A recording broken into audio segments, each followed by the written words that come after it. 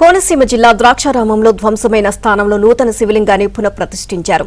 ఆగంతుకులు ధ్వంసం చేసిన శిథిలాలను తొలగించి కొత్త శివలింగాన్ని పానుపట్టంపై ఆగమ శాస్త్రయుక్తంగా ప్రతిష్ఠించారు. ముందుగా వేద పండితులు శాంతింపచేసి శాంతి పూజ నిర్వహించారు.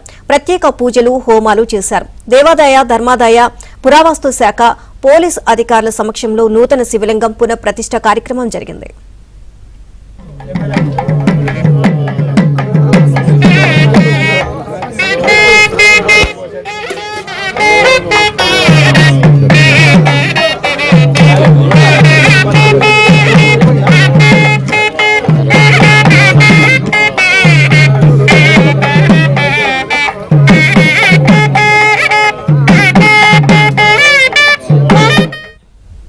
నిందితులను గుర్తించేందుకు ప్రత్యేక బృందాలు ఏర్పాటు చేశామని డీఎస్పీ రాఘవీర్ వెల్లడించారు.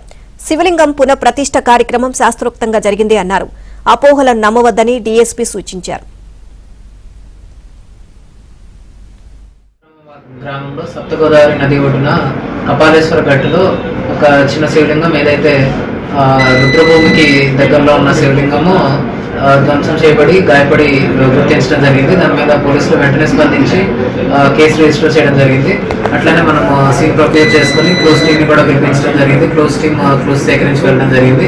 డాగ్ స్క్వాడ్ ని కూడా రప్పించి మనము క్లూస్ సేకరించడం జరిగింది.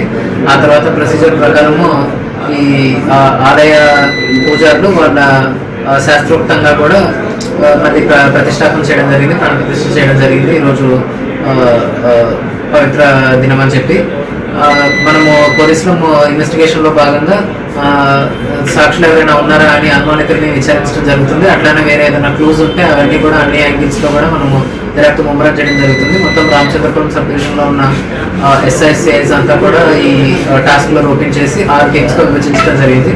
వాళ్ళందరూ కూడా పొద్దున్న నుంచి వివిధ రకాలుగా అన్ని యాంగిల్స్ లో మనము దర్యాప్తు కొనసాగిస్తున్నాము. దీని మీద ఎటువంటి అపోహలు కానీ లేదంటే ఎటువంటి రూమర్స్ ని కానీ స్ప్రెడ్ చేయకుండా భక్తులందరూ కూడా ధైర్యంతో ఉండమని పిలుపునివ్వడం జరుగుతుంది.